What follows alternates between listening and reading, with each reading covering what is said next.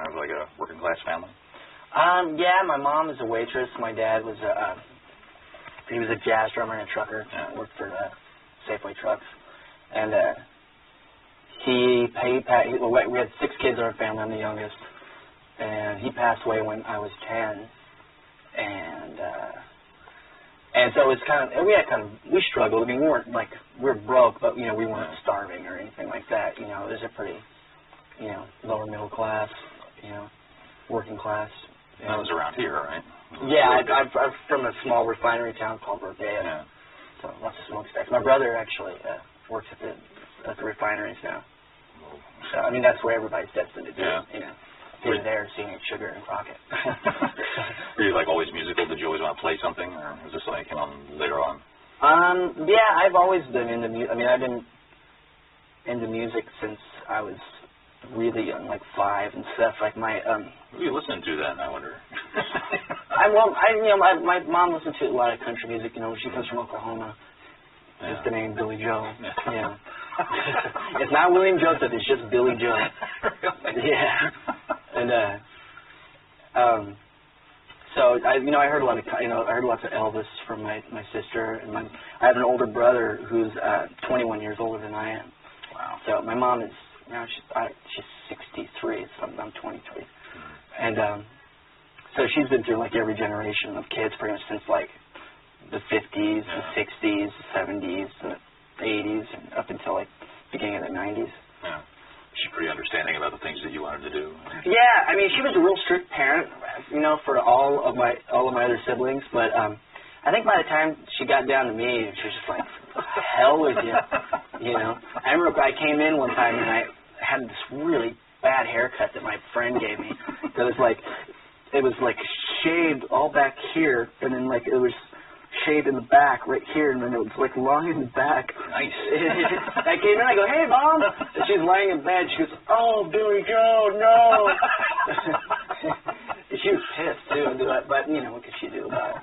Too late then. Yeah. This guitar that you got, where did you see it? Was it just in a music store window, or? No, this guy George Cole. I don't know if you're familiar with a band called Beatnik Beach. Yeah. And before that, I used to belong to a guy in Big Bang Beat or something like that. It's I don't know what the hell it is. But he had a guitar, and he was kind of teaching me how to play guitar a little bit. Basically, it wasn't like a guitar lesson because I learned how to read music. I just kind of went did you learn anything out of the book? No. Let's jam. Yeah. So, he taught me how to put my hands on the thing. Yeah. And what were you playing at that time? I mean, were you aspiring to play punk stuff, or was it? Were you going for the country thing? No country. That's definitely not. I was into a lot of bad heavy metal and stuff. Well, some good heavy metal. Yeah. I mean, I really liked the first Van Halen record. Yeah. And, Ozzy?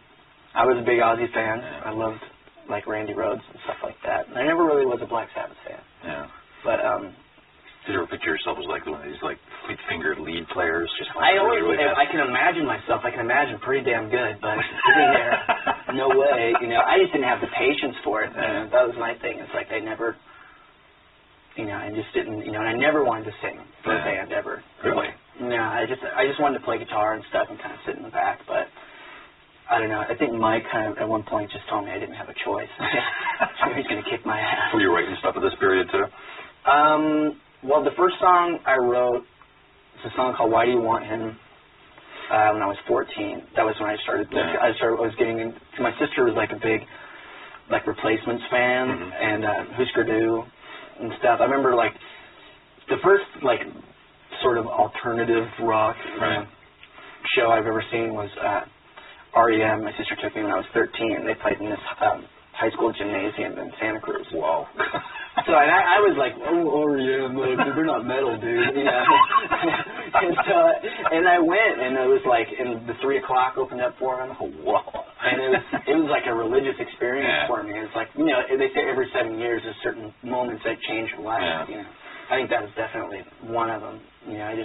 It wasn't so much the music or the band, but it was just the whole atmosphere. And I just remember watching Peter Buck was he was playing he was playing this Rickenbacker, like the monitors or the PA system was really bad or something. So he was like strumming on his guitar really hard, and everybody already walked off stage.